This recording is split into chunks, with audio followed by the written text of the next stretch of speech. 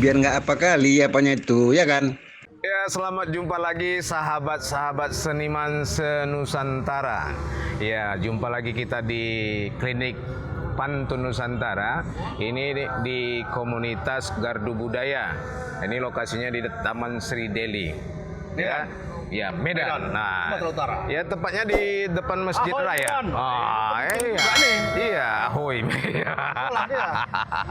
Inilah semangatnya kita hari ini luar biasa ya. Bukan kakap sembarang kakap, kakap itu dibawa Bang Udin. Hari ini kita bukan cakap sembarang cakap.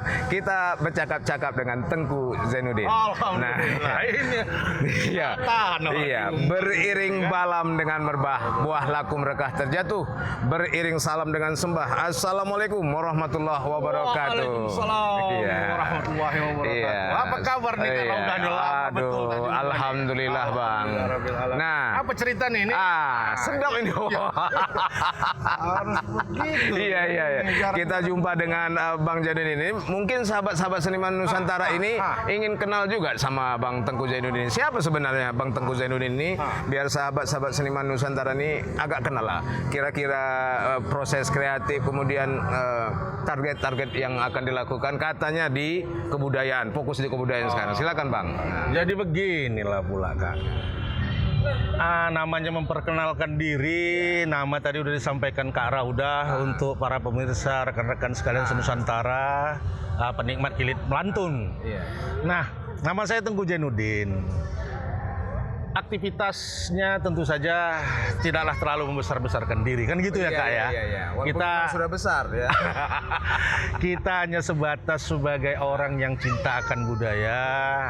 Aktivitas-aktivitas kita sebut dengan penggiat. Iya. Arti penggiat tentu saja ada kegiatan-kegiatan Kak Raudah. Iya.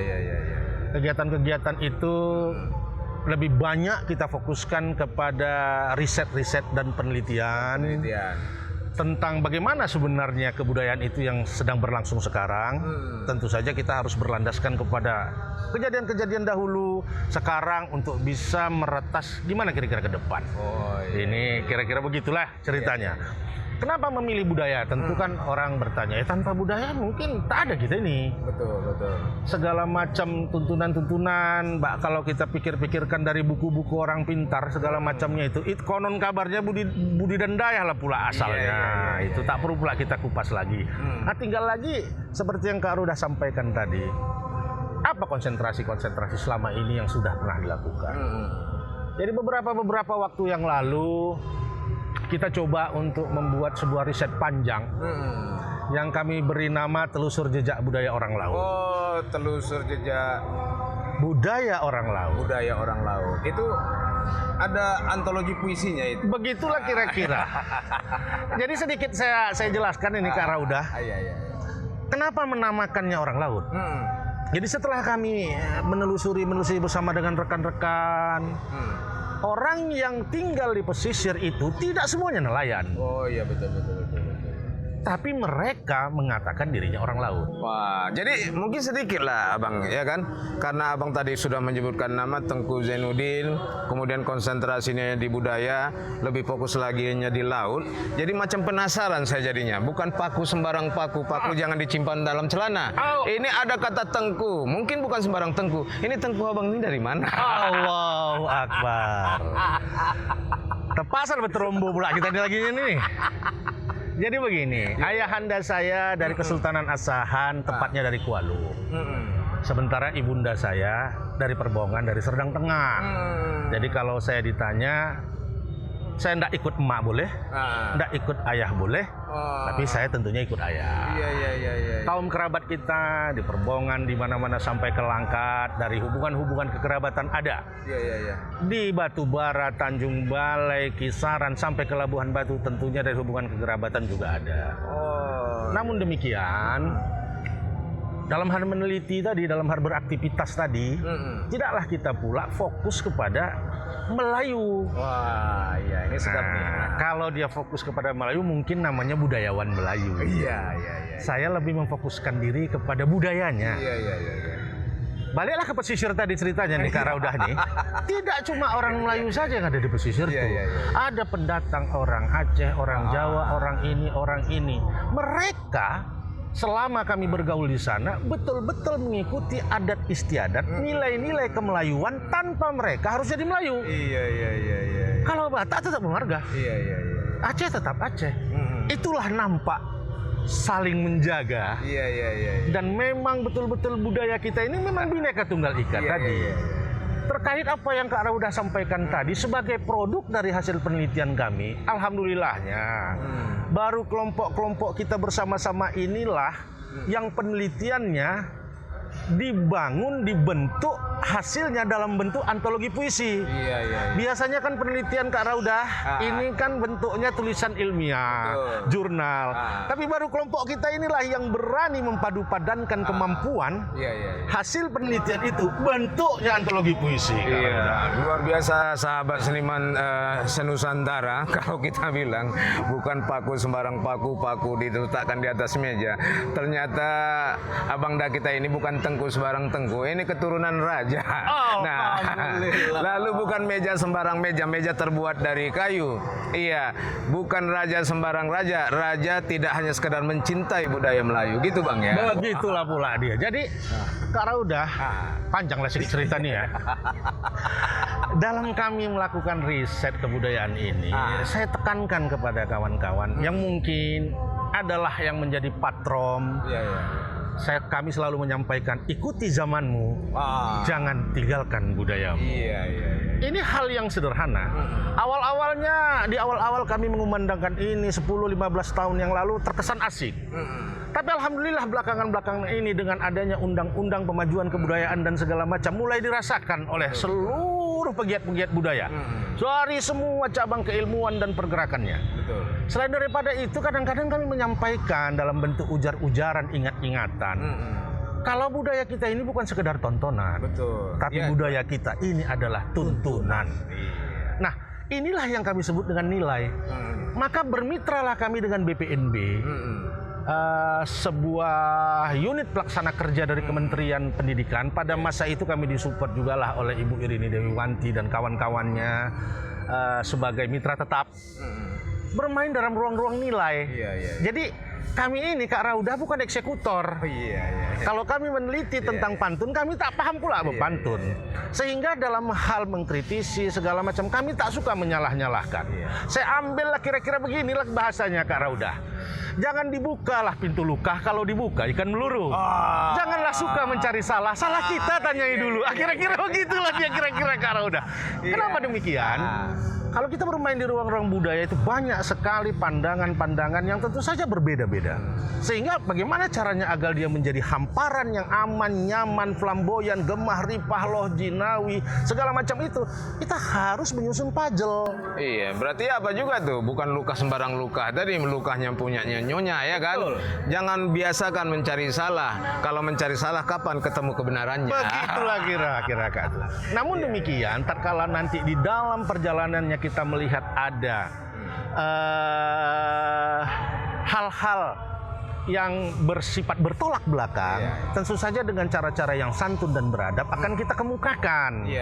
Apakah itu ada Bang Tengku, Kak Tengku atau segala macam? Banyak kita temukan. Akan tetapi tidaklah itu menjadi fokus.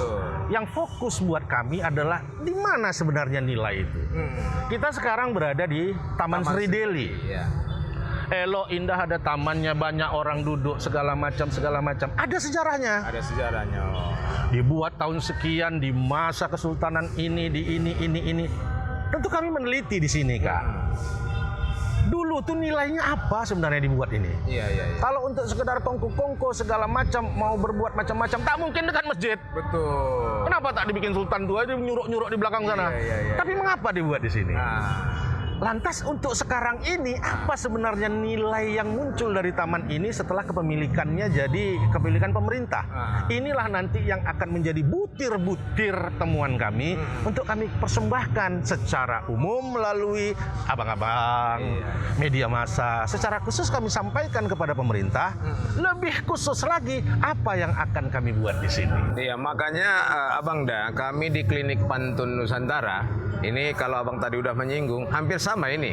Kami juga sebagai pemantik. Itulah ya, dia. sebagai pemantik karena kita lihat ternyata negara-negara modern itu, yang negara-negara maju itu, ya mereka maju justru tidak meninggalkan kebudayaannya. Iya. Kita lihat Jepang, ya tetap menjaga kebudayaannya. Bahkan mati-matian. Mati-matian. Nah, Skotlandia, ya kan? Jadi kenapa kita harus takut jadi mengembangkan, apalagi Indonesia ini kaya dengan ragam budaya. Bukan gitu, Atau Bang ya? takut dan ragu pula dianggap kuno. Takut dan ragu dianggap kuno. Kadang-kadang sedemikian rupa rekan-rekan para pemirsa ini ya kan, Iya. takut dianggap kuno. Jangan takut menurut saya. Bukan berarti kita berbicara tentang budaya, belajar tentang budaya, lantas kita menjadi ketinggalan zaman. Tidak. Justru budaya ini ada cabang keilmuannya, ada antropologi, dan masing-masing yang semuanya ada kaitannya dengan kebudayaan. Dokter misalnya, tak bisa juga sembarangan memain cucuk saja orang Karo segala macam disingkat, marah dia nanti. Idealnya bagaimana? Makanya ada dokter seniman, ada dokter budaya. Kira-kira begitu, kira-kira ada juga kawan saya itu Dokter Umarjen namanya. Itu udah lama juga tak jumpa itu. Itu bosnya, ownernya klinik Pantun. Itu. Waduh, kirim salam. Nanti saya sampaikan salam sama Dokter Marjen nih. Nah, ini ada lagi nih kira-kira Abang Da. Ya, kenapalah Abang Da lebih tertarik bergerak di bidang kebudayaan ini, satu. Yang kedua, lebih suka, kalau tadi saya perhatikan di komunitas, merekrut yang muda-muda. Kenapa tidak bekerja sama saja dengan adat lembaga budaya Melayu atau adat lembaga budaya yang sudah ada? Itu pertanyaan yang saya tunggu-tunggu sebenarnya ini rekan-rekan pemirsa ini. Jadi kadang-kadang ada juga yang menyampaikan kepada saya, ini Tengku ini lantam bedek ini. Sok kali ini. Sok paten. Padahal saya ini paham betul dalam menjalankan konsep-konsep budaya itu dengan strategi kebudayaan. Iya. Kalau yang sudah ada, sudah kuat, tentu mereka akan terus memperkuat dirinya. Yang lemah, tak ada nanti yang memperhatikan mati. Iya. Maka secara strategi kebudayaan, eloklah kita menabur nilai-nilai itu semua. Nantinya akan menjadi pilihan tidak kemana. Betul. Ada pula orang secara kebudayaan tak suka dia nengok Kak Jamba, tak mau dia nanti masuk ke organisasi kakak. Iya. Kan sayang. Maka kita bariskan saja di kelompok-kelompok tertutup. Mau ayo. Nanti setelah elok, setelah begini, setelah gini silakan pilihkan. Iya. Nggak ke mana, Karo. Iya. Yang nggak Melayu tadi mana, yang ini mana, atau dia ingin membuat pula yang baru, silakan saja. Sehingga dengan demikian dinamika kebudayaan itu terus bergerak, berkembang, tak mati, disebabkan karena satu konsep yang namanya struktural. Kadang-kadang struktural ini tahulah apa kata ketua, apa kata ketua. Asal musnah. Begitulah kira-kira. Nah, kadang-kadang kan ada yang kurang berkenan ke arah situ. Ayo sama-sama kita. Tetapi kami sendiri dalam hal menabur nilai ini, seperti yang saya katakan tadi, tidaklah mencari-cari salah, tapi menemukan mana kesamaan-kesamaan, karena nilai-nilai keluhuran itu yang terpenting buat kita. Nilai-nilai keluhuran itu, Kak, bukan label, bukan name calling ketua ini, tidak. Tak bernama, tapi kalau memang hubungan sosial kita baik, komunikasi kebudayaan kita jalan, dikenal orang kok kita. Iya, luar biasa. Dikenal orang tanpa harus selebar, tanpa foto ditaruh di baliho. Ya, orang kenal kita dari aktivitas-aktivitas kita. Kira-kira gitu Kak Jamba. Artinya ada rasa peduli tadi. Iya. Kawan-kawan sebenarnya banyak sekali yang mau kita pertanyakan dan diskusi kita dengan Abang Da Tengku Zainuddin. Tapi mungkin ya biar ada rasa penasaran, cukup yang ini aja dulu. Nanti ada episode berikutnya. Kita sambung balik. Makanya kita tutup dengan beriring balam dengan merbah buah laku mereka terjatuh. Beriring salam dengan sembah. Assalamualaikum warahmatullahi wabarakatuh. Ahoy. Ya, makasih Pak.